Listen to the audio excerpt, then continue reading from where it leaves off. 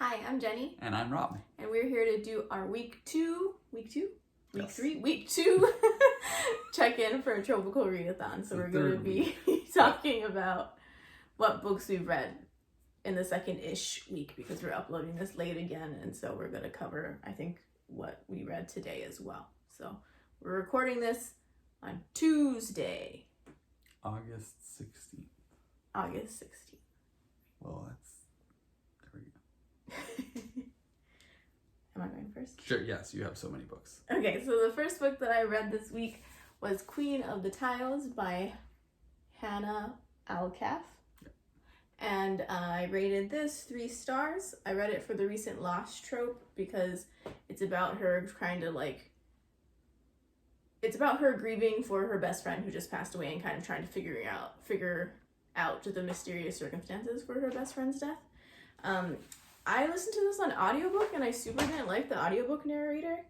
The main character in this book is very angry, and so the narrator was really going on that, and so it was just very snarky, and I wasn't a fan of how charged the sentences were.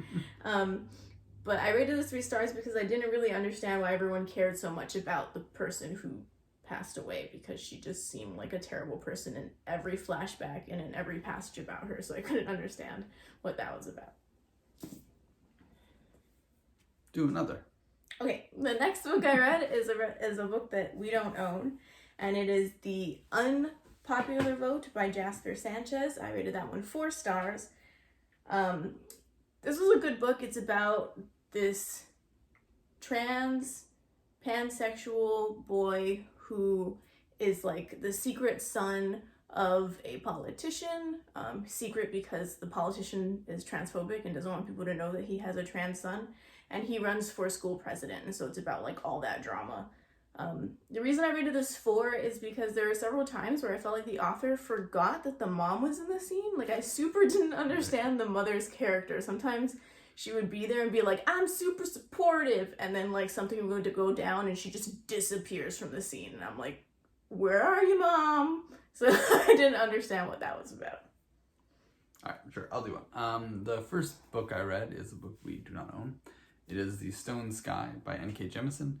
It's the third and final book of the Broken Earth trilogy.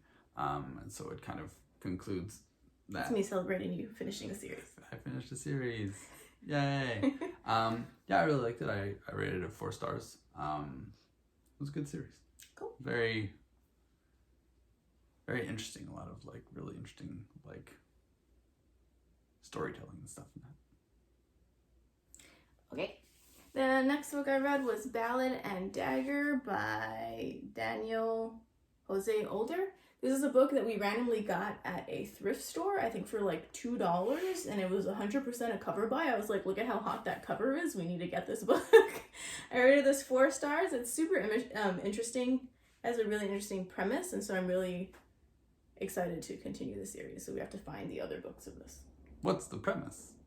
So it's about the descendants of these people who live on this island, San Madrigal, which I think is a island that exists in Latinx mythology or something, because I think this is the same island that Encanto, what they sing about. We watched that movie once, and so I don't have a good memory about it. And so they are descendants of that diaspora, and they are living in New York, I believe. So there's some magical realism elements into the story. So it's about these 2 characters who are they have these magical powers from the gods. Sorry, I don't know how much we were going to talk. No, I don't know. You just said it was a really cool premise. Oh yeah. So I was valid. Alright. Do another one. Okay, the next book I read is another book that we don't own, and it is What If It's Us by Becky Albertalli and Adam Silvera.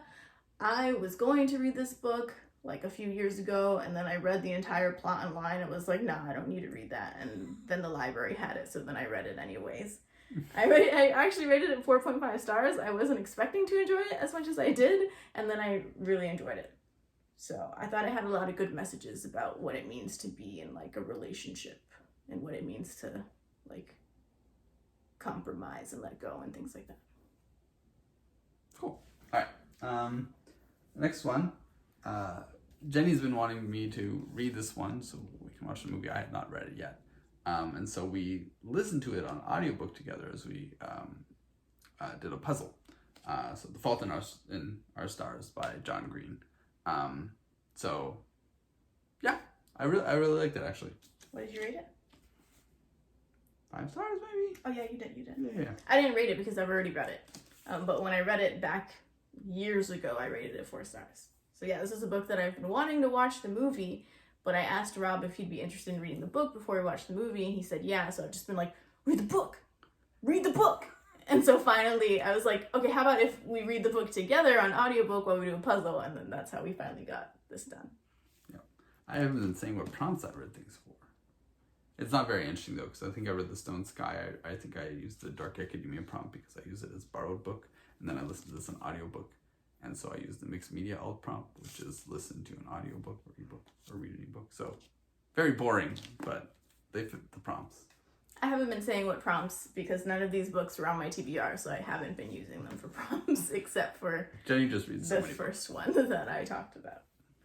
Okay, so the next book I read was the sequel to What If It's Us? It's Here's to Us by Becky Albertalli and Adam Silvera. Again, this was just straight up available from the library, so I was able to borrow it right away after finishing the first one. Funny story is that I actually started the second one and got like 15% in until I realized, wait a minute, this doesn't sound like the first book of a series, and so then I had to go back and make sure the first one was available to listen to that one first. I rated this one 4 stars. A common complaint that people had was that there was no character development, and I super agree with that, but it still got me in the feels, so I had to rate it 4 stars still, regardless of the lack of character development. Do another. Okay, the next book I read was Young Blood by Sasha Lawrence. This one took me forever to read because I've been just hammering my way through a bunch of audiobooks and I was reading this physically. I got this for a blog tour that got canceled because of the problematic content in this, so if you want to know about that, you should probably look at reviews on Goodreads about the things that people have problems with. Aside from that, I still rated this at 3 stars because I felt like the plot wasn't fleshed out. It felt like a first draft rather than a finished project. There are also several typos in this, so I don't know what that was about. Oops. All right. All right.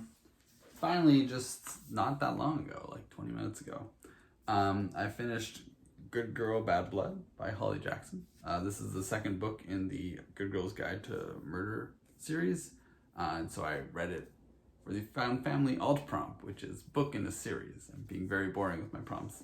But yeah, this is a very exciting sequel to Good Girl's Guide to Murder. Good Girl's Guide to Murder, I feel like has some like dark aspects, and I feel like this doubles down on that. It's gonna get worse. The audiobook was really cool though, because there are parts that are like, you know, podcasts or recordings of conversations, and they like have 2 actors doing it together as if it's an actual conversation and make it sound like it's actually like recorded. So that was pretty cool.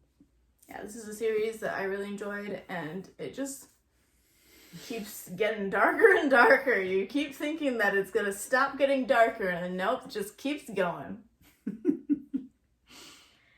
Okay, so I forgot to say that I read Young Blood for Dark Academia because it's about a vampire school. The next book I read was Tristan Strong Punches a Hole in the Sky by Kwame Mbalia. Oh my god, I thought we didn't own it. That's why I didn't put it in my stack. It's like I just saw it. I put it the other day. So here it is. I don't remember getting this book. Yeah, I think we got it at a thrift store too. Oh, okay. So we probably got this again for $2. Or did we find it in a little free library? Little free library, one of these. We've been finding a lot of really good books at the little free libraries around us.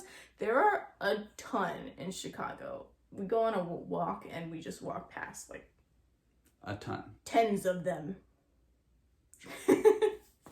So I rated this one 3.5 stars, and this is mostly because I don't really like fantasy novels, so this has an interesting premise, but it was the wrong type of fantasy for my current mood, so I was just kind of spacing out a lot while I was reading it, and so I didn't get the full story, so I'll have to do it again. I'll probably do it again and read the actual book, because I could not do the audiobook with my current mood.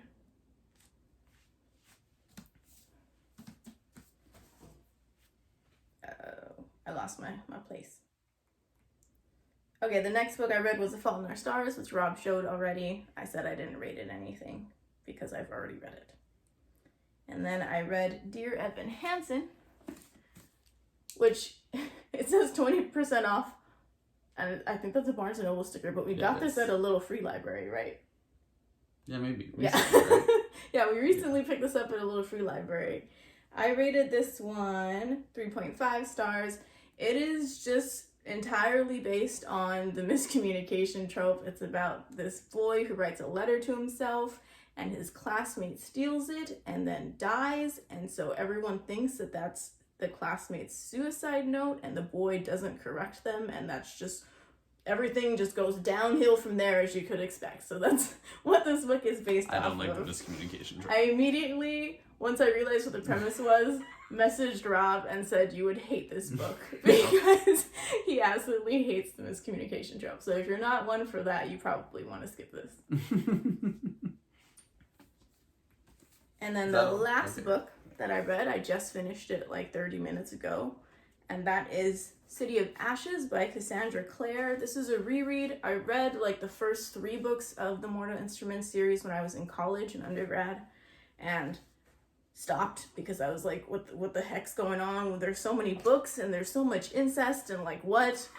And I recently was like, I'm gonna give this another go, and so I've been listening to them on audiobook. So I listened to the first one on audiobook like earlier this year, I think, as a reread. Years ago. You told me about it in Hawaii. Oh yeah. I remember reading it while I was doing dishes in Hawaii. So over 2 years ago. Yeah, probably. So my times don't make any sense. Ignore me. But I re-listened to the first one back in Hawaii, and so this is the second one, and I was just re-listening to that. I rated it 3.5 stars. My enjoyment level was a 4, but I'm just so weirded out by this whole incest thing that I was like, I can't give you a 4, man. I'm sorry. All right. Then right now, we're listening to the audiobook of Agatha Christie's 5 Little Pigs while doing another puzzle. But we aren't done. So just to say, this is what we're listening to. And the reason we're listening to that is actually I got sent a book box from Down the Rabbit Hole book box for free. And it's a book box where you open like Once Upon a Book Box, that's a thing that is really popular. It's kind of like that. So you open certain gifts at certain pages. Yeah, it's like, it says open gift 4 there. Don't read no spoilers, but it says open gift 4. Yeah, so actually in the book, as you're reading it, there's little stickies telling you which gift to open. If you follow Once Upon a Book Box, they do it differently. They put it on the box, what page to open it at. And this way, because it's actually stuck in the book, it's hard to miss if you're reading the actual book. We're listening to the audiobook, so we still miss it. But if you were reading the actual book, you would not be able to miss when you have to open the gift because it's just a sticky right there in your face. Yeah, that's pretty cool. Oh, and it was pretty, I don't know if you want to do this in a separate video or something. Yeah, I don't want to give the spoilers, but the stuff that we've opened has been really awesome. I was pretty amazed. Plus, the box is beautiful. Hold on.